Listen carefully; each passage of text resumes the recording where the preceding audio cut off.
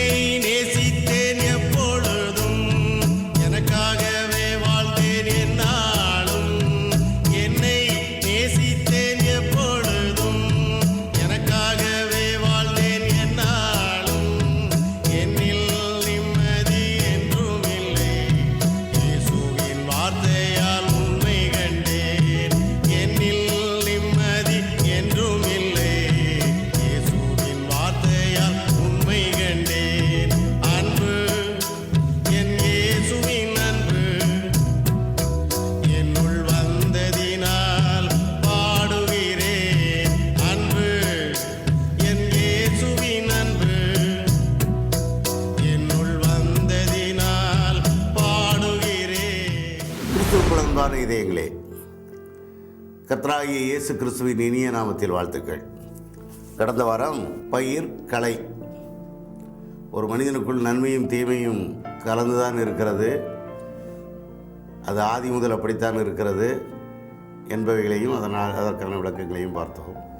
இந்த வாரம் மத்தேயு 13ஆம் அதிகாரம் 31, 32 வசனங்கள். வேறொரு உவமையை அவர்களுக்கு சொன்னார். பரலோக ராஜ்யம் கடுகு விதைக்கு ஒப்பாயிருக்கிறது. அதை ஒரு மனுஷன் எடுத்து தன் நிலத்தில் விதைத்தான். அது சகல விதைகளிலும் சிறிதாயிருந்தும் வளரும்போது சகல பூண்டுகளிலும் பெரிதாகி ஆகாயத்து பறவைகள் அதன் கிளைகளில் வந்து அடையத்தக்க மரமாகும் என்றார். ஓமைகளின் மூலமாகவே மக்களோடு அவர் பேசினார். அதுதான் இன்றைக்கு வர சிரமம். வெளிப்படையாக 4 வரியில் சொல்லிட்டு இப்படி தான் வாழணும், இப்படி தான் வாழணும்னு சொல்லிட்டு போயிருந்தாருன்னா 2000 ஆண்டுகளாக அது விளக்கங்கள் சொல்லப்பட்டிருக்க வேண்டிய தேவை ஏற்பட்டிருக்காது. இந்த ஓமையாக சொல்ல போய் அவரவர் அந்த ஓமைக்கு விளக்கம் சொல்ல தொடங்கி அவரவர் மனதில் ஏற்பட்ட அவரவர் ஜென்ம சுபாவத்தின் அடிப்படையில் அதற்கு விளக்கம் கொடுப்பதன் மூலமாக மாயை விலகி விடுகிறது என்பதால் அதற்கு விளக்கம் கொடுக்கின்ற வாய்ப்புகளை தவிர்த்துவிட்டு விளக்கமே சொல்ல முடியாத மற்ற வசனங்களுக்கு ஓடிவிட்டார்கள். இங்கே பரலோக ராஜ்யம் யாருக்கு சொந்தம், அதற்கு எப்படி போவது என்று இவர் மிக கடினமானதாக இல்லை, புரியக்கூடிய மொழியில்தான் ஓமையாக சொன்னார். பரலோக ராஜ்யம் பலவந்தம் செய்யப்படுகிறது என்றார். பரலோக ராஜ்யம் போவதற்குரியது அல்ல, வருவதற்குரியது என்றார். அது உங்களுக்குள்ளே இருக்கிறது என்றார். அந்த பரலோக ராஜ்யத்தில் வாழ முடியும் என்று வாழ்ந்து கொண்டிருக்கின்ற காலத்திலேயே வாழ முடியும் என்றார். இவைகள் எல்லாம் ஒதுக்கப்பட்டு பரலோக ராஜ்யத்திற்கு தகுதியுள்ளவர்களாக மாற வேண்டும்.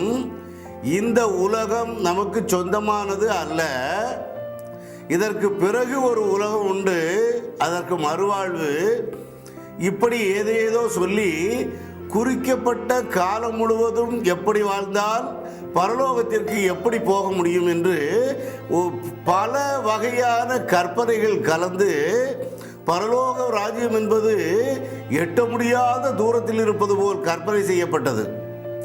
அது எங்கேயும் இருந்துவிட்டு போகட்டும், அங்கு செல்வதற்கான வழியை இவர் சொல்வதை பாருங்கள். மீண்டும் வாசிக்கிறேன். பரலோக ராஜ்யம் கடுகு விதைக்கு ஒப்பாயிருக்கிறது. அதை ஒரு மனுஷன் எடுத்து தன் நிலத்தில் விதைத்தான்.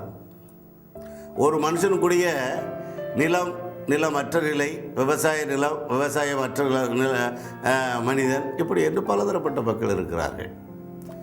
சென்னையில் இருப்பவனுக்கு விவசாய நிலம் இல்லை, நகர்ப்புறங்களில் இருப்பவர்களுக்கு விவசாய நிலம் இல்லை. தன் நிலத்தில் என்பது அப்படியானால் விவசாய நிலத்தை மட்டும் அது குறிப்பதாக தெரியவில்லை. தன்னுடைய மனம் என்ற நிலத்தில், பொருள், மனிதனுக்குள் இருக்கின்ற பொருள் என்ற நிலத்தில். அந்த பொருள் ஏற்கனவே பார்த்திருக்கிறோம். பொருள் என்பது ஜென்ம சுபாவத்தின் சிந்தனை, மாமிச சிந்தனை, அதன் பிறகு கிறிஸ்துவின் சிந்தனை அல்லது பரிசுத்த ஆவியின் சிந்தனை, அல்லது அசுத்த ஆவியின் சிந்தனை, பரிசுத்த ஆவியின் சிந்தனை. இந்த இரண்டு விதமான சிந்தனைகளும் எழுகின்ற பகுதி பொருள் என்று கருதப்படுகிறது. உடல், பொருள், ஆவி. உடலின் சிந்தனையும் கிறிஸ்துவின் சிந்தனையும் பதியப்படுகின்ற, உத்தரவுகள் பிறக்கின்ற அந்த கட்டுப்பாட்டு அறைக்கு பொருள் என்று பெயர் என்று இருக்கலாம். ஆக இந்த நிலத்தில் விதைக்கப்பட்டிருக்க வேண்டும். பரலோக ராஜ்யம் கடுகு விதைக்கு ஒப்பாயிருக்கிறது. என்ன கடுகு விதை? மிகச்சிறியது என்பதற்காக அப்படி சொல்லியிருக்கிறார். ஆலமரத்தின் விதையும் மிகச்சிறியது தான். ஒப்பிட்டு பார்க்கின்ற போது கொஞ்சம் கடுகு விதையை விட கொஞ்சம் பெரியது ஆலமரம், ஆல விதை. அந்த ஆலமரம் அதை விட மிகப்பெரிய விரிவாக வளர்கிறது, மிக உயரமாகவும் மிக படர்ந்தும் வளர்கிறது. ஆக இந்த கடுகு விதையை இவர் சொன்னதன் காரணம், கடுகு விதையும் பயன் தரக்கூடியது. ஆல விதை என்பது மரம் வளர்வதற்கு மட்டும் பயன்படுகிறது. ஆனால் கடுகு விதை என்பது வட மாநிலங்களில் எண்ணெயாக தயாரிக்கப்பட்டு உடல் வலிக்கு இடப்படும் எண்ணெயாக அது இன்றும் பயன்படுத்தப்பட்டு கொண்டு இருக்கின்றது. கடுகு எண்ணெய் கொஞ்சம் முக்கியமானது தான். அந்த எண்ணெய் அதற்குள் அடங்கியிருப்பது போல அதிலிருந்து உள்ளே இருக்கும் விதை இலை பூமியில் விழுந்து முளைத்து வளர்கின்ற போது அது ஒரு செடியாக கொஞ்சம் பெரிய மரமாக வளர்கிறது. அதில் கடுகு மீண்டும் காய்க்கிறது, மிக அதிகமான அளவில் காய்க்கின்றன. அதை விட அதற்கு முன்னால் அந்த கடுகு இலைகளை விட்டு அதற்கு பிறகு தண்டுகளை ஏற்படுத்தி செடியாக வளர்ந்து மரமாகின்ற போது அந்த தண்டு கிளைகளில் பறவைகள் வந்து உட்கார்ந்து ஓய்வெடுத்து செல்லுகின்ற அந்த தகுதியை அது பெறுகிறது. இங்கே அதைத்தான் இவர் சொல்லுகிறார். அவர் சொல்லுகிறதின் நோக்கம், கடுகு விதை சிறியது, அது வளர்ந்து மரமாகின்ற போது அதில் பறவைகள் வந்து அமர்ந்து ஓய்வெடுத்து செல்லுகின்ற இடமாக அது மாறி போகிறது, நிழல் தருகிறது, பறவைகளுக்கு நிழல் தருகிறது. ஆக ஒரு மனிதன் பரலோக ராஜ்யம் செல்ல வேண்டும் என்று அவன் கருதுவானேயானால் அதற்காக அவரை நோக்கி, கர்த்தாவே கர்த்தாவே கர்த்தாவே கர்த்தாவே, உம்முடைய நாமத்தினாலே நாங்கள் இதை செய்தோமே அதை செய்தோமே, எங்களை இப்படி இடது பக்கமாக பிரித்து விட்டு விட்டீர்களே, வலது பக்கமாக எங்களை அழைக்கவில்லையே, மேலே அழைத்தால் நாங்களும் வருவோமே, எங்களை இப்படி ஒதுக்கி விட்டு விட்டீரே, நாங்கள் பிறந்த காலம் முதல் அல்லது தெரிந்த காலம் முதல் ஏசப்பா ஏசப்பா ஏசப்பா நீரே கடவுள் நீரே கடவுள் என்று சொல்லிக் கொண்டுதானே இருந்தோம் என்று சொல்வதை விட நான் சொன்னபடி செய்ய வேண்டும் என்று சொல்வதுதான் இதனுடைய பொருள். பரலோக ராஜ்யம் என்பது சொல்லுகின்றதினால் சென்றடைகின்ற இடம் அல்ல, வாழ்வதினால் சென்றடைகின்ற இடம். எப்படி வாழ்க்கையை அமைத்துக் கொள்ள வேண்டும் என்றால், மற்றவர்களுக்கு உதவியாக வாழ வேண்டும், தனக்காக மட்டுமே வாழுகின்றவர்கள் பரலோகம் செல்லலாம் என்று நினைத்தால் அது ஒரு காலத்திலும் முடியாது. ஏற்கனவே சொன்னது போல பரலோகம் என்பது பரந்த லோகம், அப்படித்தான் அதற்கு பொருள் கொள்ள முடியும். பரலோகம் என்பதற்கு ஆங்கிலத்தில் ஹேவன் என்றிருந்தாலும் அதனுடைய பொருளையும் பாருங்கள், விரிந்து கிடக்கும் உலகம், பரந்த உலகம். உலகம் என்பது நீங்கள் நாம் கருதுவது போல நம்மை சுற்றி இருப்பதுதான் உலகம், சரிதான். அதில் இருக்கும் செடி கொடிகள், மரங்கள், விலங்குகள், கடல், தண்ணீர், இவைகள் எல்லாம் தான் உலகம் என்றால், அதையும் தாண்டி நான் தான் உலகம், எனக்குள் தான் உலகம் அடக்கம். வெளியில் இருக்கின்ற ஐம்பொறிகளும் எனக்காக படைக்கப்பட்டது. என் தனிப்பட்ட வாழ்க்கை முறைதான் உலக வாழ்க்கை. நான் என்று பிறந்தேனோ அன்று இந்த உலகத்திற்கு வந்துவிட்டேன். நான் என்று என் சரீரம் என்று மரணமடைகிறதோ அன்று இந்த உலகத்தை விட்டு சென்று விட்டேன். இடைப்பட்ட காலம் மிக குறைந்த காலம். இந்த மிக குறைந்த காலத்தில் மிகச்சிறியவனாக இருந்தாலும் கூட, ஆலமரமாக இருந்தாலும் கூட, கடுகு செடியாக, கடுகு விதையாக இருந்து கடுகு செடியாக மாறினாலும் கூட, இறைவன் இந்த உலகத்தில் படைத்த எந்த பொருளும் எந்த தாவரமும் வீணானது அல்ல, வெறுமனே படைக்கப்பட்டதல்ல. முட்செடிகளும் விறகுக்காகின்றன, முட்செடிகளின் தண்டுகளும் காகிதம் தயாரிக்க பயன்படுத்தப்படுகின்றன. மூலிகைகள் மிகச்சிறிய செடிகளாக இருந்தாலும் அங்கு அவைகள் மருந்து பொருளாக பயன்படுகின்றன அல்லது விலங்குகளுக்கு உணவாக பயன்படுகின்றன. அருகம்புல்லில் இருக்கும் ஆற்றல் மிகப்பெரியது. நாட்டு வைத்தியர்களுக்கு தெரியும், சித்தாதையும் அற்புதமாக சொல்லுகிறது. அருகம்பேர் தைலம், அதுவும் மனிதனுடைய உடலின் வெப்பநிலையை சீராக வைத்துக் கொள்வதற்கு பயன்படுகிறது. ஆக இந்த உலகத்தின் படைப்புகள் அனைத்தும் வீணானவைகள் அல்ல, அழியக்கூடியதும் அல்ல. அந்த உலகத்தை எனக்காகத்தான் படைத்தார், அந்த உலகத்தை ஆளுகை செய்கின்ற அதிகாரத்தை எனக்குத்தான் கொடுத்தார் என்றால், நானும் இந்த உலகம். உலகம் அழிகிறது என்பதற்கு பொருள் நான் அழிந்து விட்டேன் என்பதுதான் பொருள்.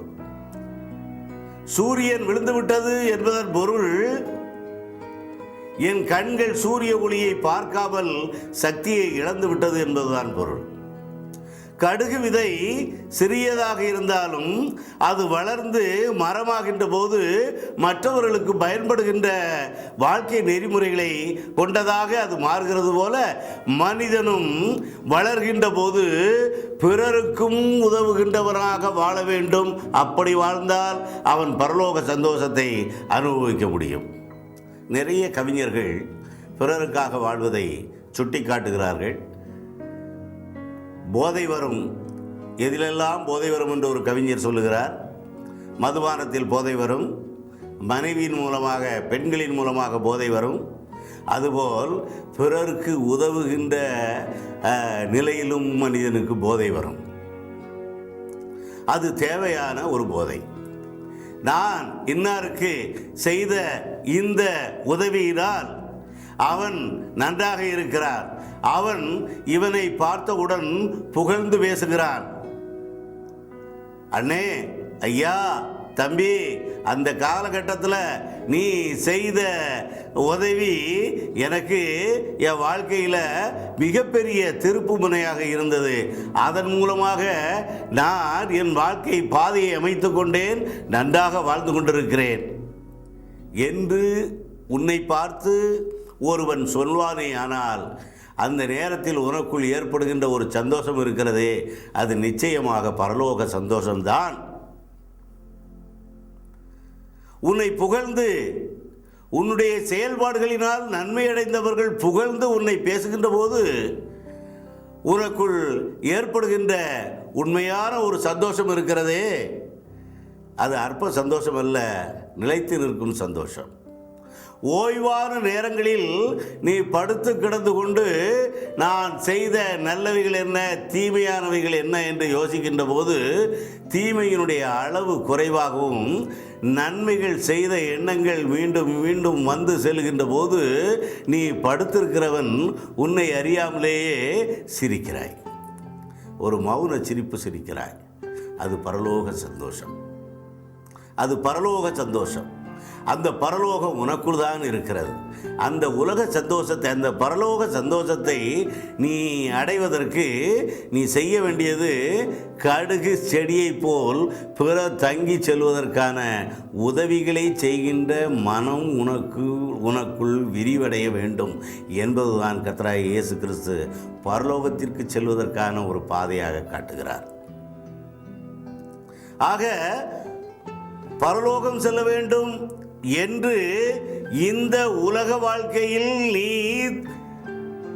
சரியான வாழ்க்கை வாழாமல், பிறருக்கு எந்த நன்மையும் இல்லாமல், உன் வீட்டாருக்கும் எந்த நன்மையும் இல்லாமல், உன் வீட்டில் உள்ளவர்கள் எல்லோரையும் ஒதுக்கி தள்ளிவிட்டு ஆலயமும் கோயிலும் உபவாசமும் ஜெபமும் முழு இரவு ஜெபமும் பகல் உபவாசமும் ஆக உன் காலத்தை கழித்தால் கூட மறுமையில் நீ பரலோகம் செல்ல இயலாது என்பது இதன் மூலமாக நாம் சொல்லலாமே. அதைவிட உயர்ந்தது இருக்கிறதே. நன்றாக வாழுங்கள், இந்த பூமியிலே வேர் விடுங்கள். இந்த பூமி உனக்குரியதுதான், இந்த நிலம் உனக்குரியதுதான். அதிலே நன்றாக வேர் விடுங்கள். வேர் விட்டு இந்த பூமியில் உள்ள சத்து பொருள்களை இழுத்து கொள்ளுங்கள். இந்த பூமியிலே சத்து பொருள் இருக்கிறது. உனக்கு தேவையான உணவு அங்கே இருக்கிறது. அந்த உணவை எடுத்துக்கொள்ளுங்கள். உனக்கே உணவுப் பொருள் தயாரிக்கின்ற பச்சையம் இருக்கிறது. அந்த பச்சையத்தின் உதவியை எடுத்துக்கொள். அது உன்னிடத்தில் இருக்கும் ஆற்றல். அங்கே மேலே இருந்து சூரியன் அடிக்கிறது. சூரியனுடைய ஒளி அந்த பச்சையத்தின் மீது படுகிறது, உன் மீது படுகிறது. நீ தாவரமாக இருந்தால் உன் தாவர இலைகளின் மீது அது படுகிறது. அந்த பச்சை, அந்த சூரிய ஒளியை இழுத்துக்கொள். காற்றடிக்கிறது. காற்றில் உள்ள கார்பன் டை ஆக்சைடு உனக்காக படைக்கப்பட்டது. இந்த தாவரமாகிய கடுகு செடியே, இந்த கடுகு செடியின் மீது அந்த காற்று வீசுகிறது. அந்த காற்றில் உள்ள கார்பன் டை ஆக்சைடு உனக்காக உள்ளதுதான், அதை எடுத்துக்கொள். இவைகளை சேர்த்து நிலத்திலிருந்து சத்து நீர், சூரியனிலிருந்து சூரிய ஒளி, காற்றிலிருந்து கார்பன் டை ஆக்சைடு, உன்னிடத்தில் உழைக்கும் ஆற்றல் என்ற பச்சையம், இதை கொண்டு அதை உணவுப் பொருளாக தயாரி. நன்றாக உணவுப் பொருட்களை வேகமாக தயாரி. இதற்கான பாதுகாப்பை உன்னுடைய தோட்டக்காரன் உனக்கு வழங்கி இருக்கிறான். அந்த பாதுகாப்பை நீ தேடி அலைய வேண்டியது இல்லை. உன்னுடைய பரமபிதா உனக்கு பாதுகாப்பாக இருக்கிறார். அவர் உன்னை சுற்றி வேலி அடைத்திருக்கிறார். ஆடும் மாடும் உன்னை ஒன்றும் செய்யாது, உண்ணாது. உன்னை சுற்றி வேலி அடைக்கப்பட்டிருக்கிறது. நீ அடைக்கப்பட்ட வேலிக்குள் தான் பத்திரமாக இருக்கிறாய். அந்த வேலியை கர்த்தராகிய இயேசு கிறிஸ்து அடைத்திருக்கிறார். நீ இந்த பூமியில் உனக்காக படைக்கப்பட்டவைகளை பயன்படுத்து. வேகமாக வளர், சம்பாத்தியம் செய். ஏதாவது வேலையை தெரிந்து கொண்டு எந்த நிலமாவது ஒரு நிலத்தில், பக்குவப்பட்ட நிலத்தில் நீ வேலையை தேடிக்கொண்டு நீ அங்கிருந்து செழித்து வளரு. வளர்ந்து மரமாக நில். மரமாக நின்றால் மட்டுமே உன் கிளைகளுக்கு கீழே, உன் கிளைகளிலே உன் உறவுகள். அங்கதான் கொஞ்சம் சிக்கல். எந்த உறவும் என்ன அண்டக்கூடாதுன்னு சொல்லித்தானே நாங்கள் பிரசங்கமே கேட்டுக்கிட்டு இருக்கோம். மனுஷனை நம்பக்கூடாதுங்கிறதானே எங்களுக்கு ஞாயிற்றுக்கிழமை உபதேசிக்கப்படுகிற வார்த்தை. நித்தியமான நகரம் எங்களுக்கு இங்கே இல்லை. இது ஒரு அநியாயமான வார்த்தைங்க. நித்திய நகரம் நமக்கு இங்கே இல்லை. பரலோகம்தான் நம்முடைய நித்திய நகரம். சத்தம் போட்டுக்கிட்டே இருக்காங்க. நாங்களும் கேட்டு கேட்டு இங்கே காதுக்குள்ளே உள்ளே போய் முழுக்க முழுக்க இங்கே மனநிலை எல்லாமே நித்திய நகரம் இங்கே இல்லை, இந்த உலக வாழ்க்கை இங்கே எங்களுக்கு கிடையாது ஆங்கிற முடிவில் நாங்கள் ஒரு மாதிரி சொந்தம் சொக்காரங்க உற்றார் உறவினர் மற்றும் சுற்றத்தார் எல்லாத்தையும் வேண்டாம்னு விட்டுட்டு நான் மட்டும் என் புருஷனையும் வேண்டான்னு ஒதுக்கி விட்டுட்டு அவன் எங்கேயாவது போகிறான், நான் பரலோகத்துக்கு போகணுங்கிறதுக்காக நான் இப்படி காலையிலும் மாலையிலும் ராத்திரியும் வேலைக்கு போகிற கொஞ்சம் நேரம் அல்லது வேலையை கூட ராஜினாமா பண்ணிட்டேன். இப்போ நான் முழுதும் பரலோக ராஜ்யத்திற்கு போவதற்கு தயாராக நான் காத்திருக்கிறேன். என்னுடைய வருமானம் முழுதும் பார்க்க ஆலயத்தில் கொண்டு போட்டுட்டு நான் பரலோகத்துக்கு போகிறதுக்கு தயாராக இருக்கேன். நித்திய நகரம் நமக்கு இங்கே இல்லைன்னு ஏற்கனவே சொல்லியிருக்கிறார். அது யார் சொல்லியிருக்காருன்னு சொல்ல கர்த்தராகிய இயேசு கிறிஸ்து சொல்லியிருக்காருப்பாங்க. ஐயோ அது என்னது அப்படிங்கிறத முதல்ல தெரிஞ்சுக்கிடணும் பாருங்க. அதுக்காக சொல்ல வரேன். இஸ்ரவேல் ஜனங்கள் எகிப்திலே அடிமைப்பட்டு அங்கே இருந்து மோசேயினால் வழிநடத்தப்பட்டு விடுதலை அடைந்தல்ல தப்பி பொய் சொல்லி எங்கள் இறைவனுக்கு அங்கே விழா நடக்கிறது, அதற்காக நாங்கள் போகிறோம் என்று சொல்லி ஏமாற்றி எகிப்திய மன்னரிடமிருந்து எகிப்து நாட்டை விட்டு விடுதலை அடைந்து இடையில் வருகின்ற போது ஆங்காங்கே பாளையம்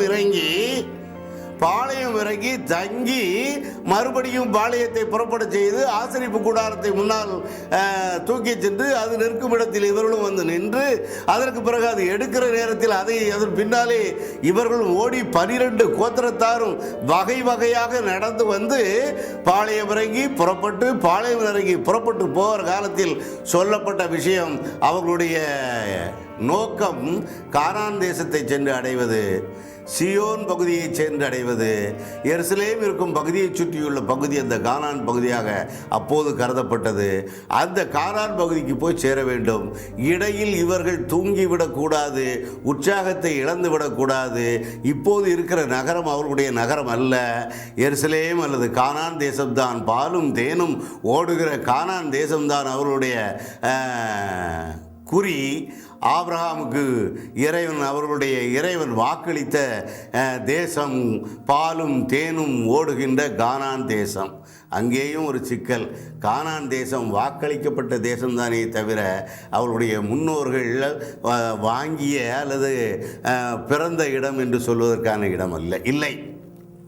வாக்களித்த தேசம் என்று சொல்லி இவர்கள் இங்கே இருந்து போய் அந்த இடத்தை அடைந்தவுடன் அங்கே குடியிருந்த பூர்வீக வாசிகளை விரட்டி அடித்துவிட்டு இவர்கள் போய் குடியேறினார்கள். ஆக்கிரமிப்பு.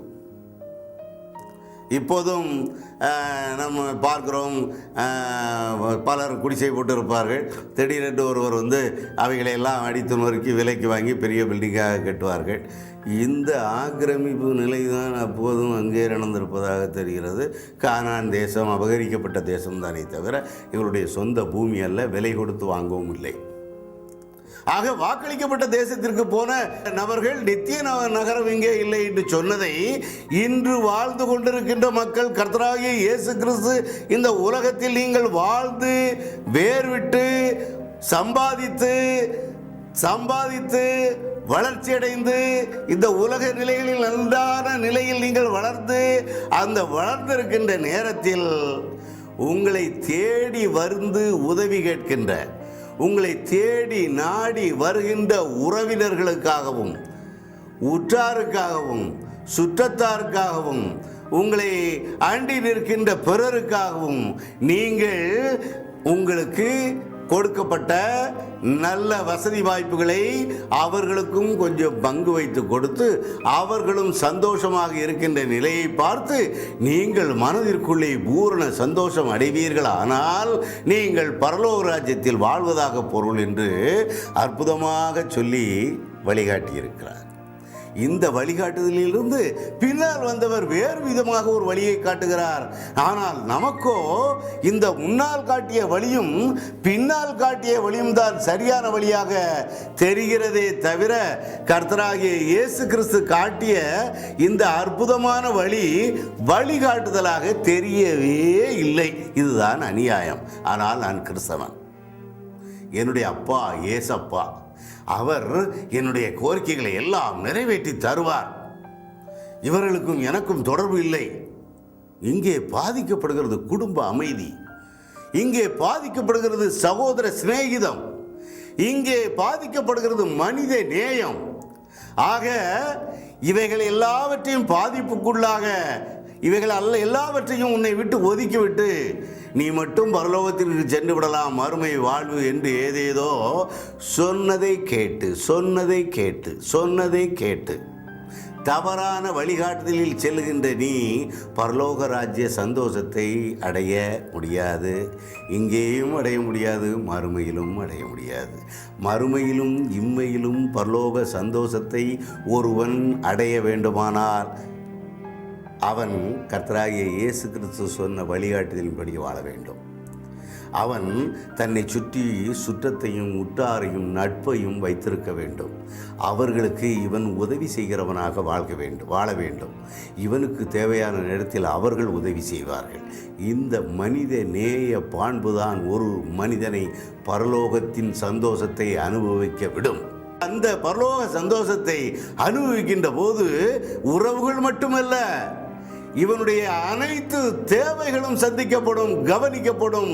இவன் முகம் சிரித்த முகத்தோடு அவன் வாழ்நாளை கழிக்க அவனால் முடியும். அந்த ஆசீர்வாதமான பரலோக சந்தோஷத்தை நீங்கள் அனுபவிக்க வேண்டும். அதற்கு நீங்கள் செய்ய வேண்டியது எல்லாம் கர்த்தராகிய இயேசு கிறிஸ்துவின் வாயிலிருந்து புறப்பட்ட வார்த்தைகளை படிக்க வேண்டும். இந்த வார்த்தைகளை படிக்கின்ற போது மிக தெளிவான பாதை உங்களுக்கு தெரிந்துவிடும். அந்த பாதையை தெரிந்து உங்கள் வாழ்க்கை பாதையை அமைத்துக் கொள்ள வேண்டும் என்ற வேண்டுதலோடு இன்றைய வேத தியானத்தை நான் நிறுத்திக் கொள்கிறேன். வணக்கம்.